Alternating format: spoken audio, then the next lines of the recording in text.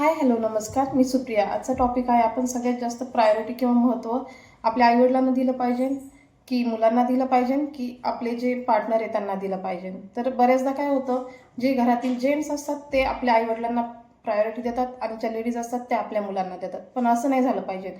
First priority आपल्या पार्टनरला गेली पाहिजे. पण तुम्ही म्हणताल की मग आईवडिलांनी आपल्यासाठी जेवढं केलं त्याचं काय?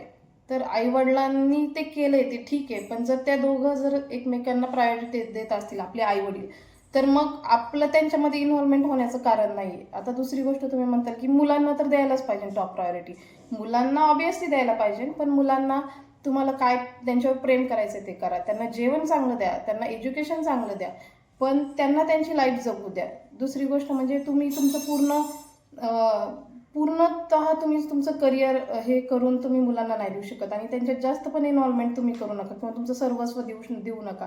तुमची एक पर्सनल लाईफ, तुमची जी पार्टनरची आणि तुमची लाईफ आहे ती सेफ ठेवा. कारण मुलांना पण पुढे जाऊन असं वाटायला नको की आपल्या आईवडिलांनी खूप केलं आपल्यासाठी आणि आपण त्यांना काहीतरी दिलं पाहिजे. मग ते काय करणार, त्यांचा जो पार्टनर असेल त्याला पण ते महत्त्व देणार नाही किंवा प्रायोरिटी देणार नाही. मग अशी जी ही पूर्ण सिस्टम आहे ती अशीच बिघडत चालेल. त्यामुळे जी आपली पार्टनर किंवा जो आपला पार्टनर असेल त्याला प्रायोरिटीमध्ये ठेवून तुम्ही तुमचे जे पॅरेंट्स आहेत त्यांना पण महत्त्व देऊ शकता आणि तुमचे जे मुलं आहेत त्यांना पण. मग याच्यातनं गाईडलाईन काय मिळाली की आपल्या पार्टनरला मेन प्रायोरिटीमध्ये ठेवून तुम्ही आईवडिलांना पण खुश ठेवू शकता आणि तुमच्या मुलांना जे काय पाहिजे ते पण देऊ शकता आणि त्यांना खुश ठेवू शकता. धन्यवाद. थँक्यू.